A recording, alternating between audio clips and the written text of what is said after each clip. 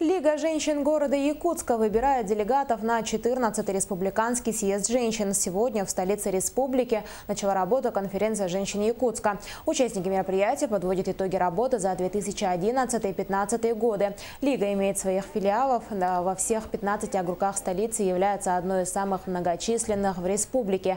Работа общественной организации направлена на укрепление семейных ценностей, поддержку женского предпринимательства, ответственное родительство. В конце отчетно-выборной конференции выберут новый руководящий состав Лиги и делегатов на 14-й съезд.